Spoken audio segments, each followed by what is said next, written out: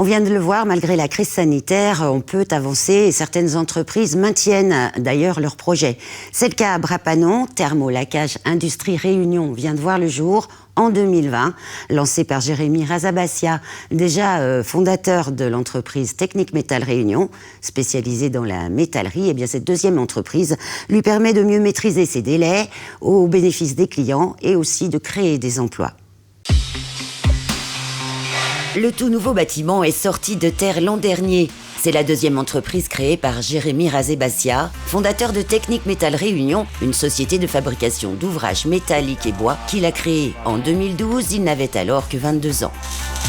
L'activité TMR, à la base, c'est une société basée sur la fabrication de la métallerie. Tout ce qui dit découpe plasma, ouvrages, portail, clôture, garde-corps, particuliers, professionnels, collectivités. Et on était bloqué sur un point avec pas mal de chantiers concernant nos délais en termes de thermolacage. Ce qui nous a poussé aujourd'hui à créer cette société.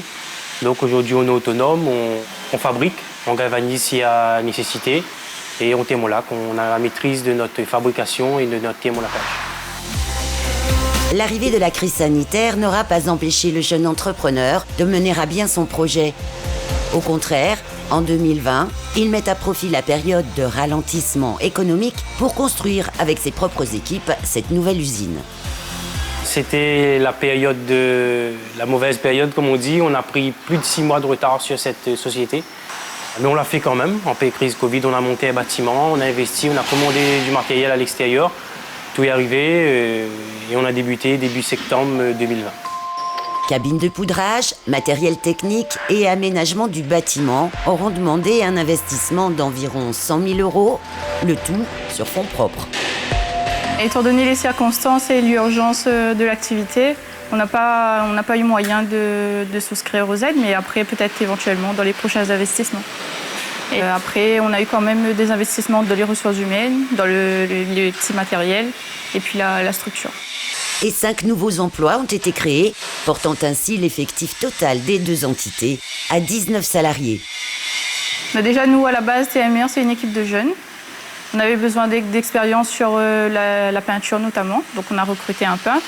Après, on avait besoin de gens aussi sur la partie préparation, donc on a recruté, on va dire notamment des jeunes. Et c'est par le biais de la Chambre des métiers, Pôle emploi. On a aussi recruté une apprentie aussi pour la partie administrative. Donc on essaie de développer petit à petit. Fraîchement diplômé suite à une formation professionnelle, Andreas Torres fait partie des jeunes recrues. Il se perfectionne dans la préparation des pièces avant thermolacage et comme ses collègues, il maîtrise différentes techniques, un atout indéniable dans une PME. C'est bien parce qu'ici on travaille, on fait du tout un peu en fait, avec les collègues, on accroche, on décoche, tout ça. Et chacun fait son travail en équipe. Surtout, il y a on travaille en équipe. Lui est peintre expérimenté. Thierry Madia intervient sur la partie poudrage, lacage et cuisson. Au préalable, les portails, rambardes ou autres pièces métalliques auront été galvanisés, poncés, nettoyés et séchés. Le poudrage, il y a juste de l'air et le poudre qui sort avec un petit courant électrostatique. Et sinon, ça, c'est le plus la cuisson. Le four, normalement, il monte à 200.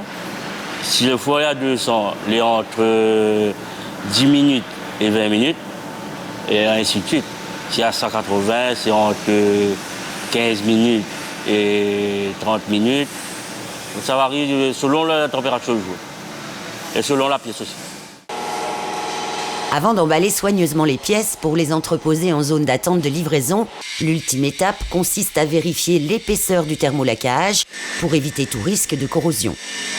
En fait, avant le thermolacage, on calibre une machine avec la pièce non peinte.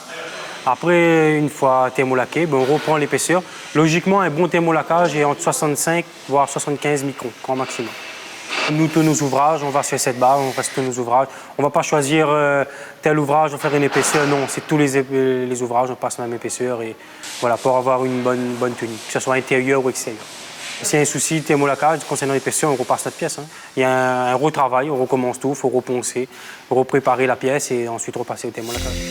Blanc, noir, gris, anthracite sont les tendances les plus demandées. L'entreprise offre aussi une large palette de possibilités, aussi bien en termes de couleurs que de création à la découpe au plasma. Le client arrive avec le dessin ou le logo et nous, on fait une programmation chez TMR. C'est découpé au plasma et après, il y a le thermolacage qui s'ensuit. Donc, on travaille avec 3 fournisseurs essentiellement et on a quand même une large gamme de choix de couleurs. Les clients, ils cherchent à personnaliser les ouvrages maintenant, ils ne veulent plus un truc standard. Donc ça nous permet aussi de répondre un petit peu plus aux besoins des clients. À 33 ans et déjà 2 entreprises à son actif, le jeune patron n'entend pas s'arrêter là. Il a déjà de nouveaux projets en tête, prêts à sortir des cartons. Il y a le projet de créer cette société de montage en aluminium. Tout ce qu'on fait en métallerie, on aimerait faire en aluminium. C'est le projet futur qui est dans les dossiers. Voilà. C'est un projet qui doit bientôt aboutir. Des projets qui dynamisent l'emploi sur la micro-région Est, sa terre natale, où il gravit les marches de l'entrepreneuriat avec détermination et un sens inné du métier qu'il a appris lui-même aux côtés de son oncle et de son père, eux aussi dans la métallerie dès leur plus jeune âge.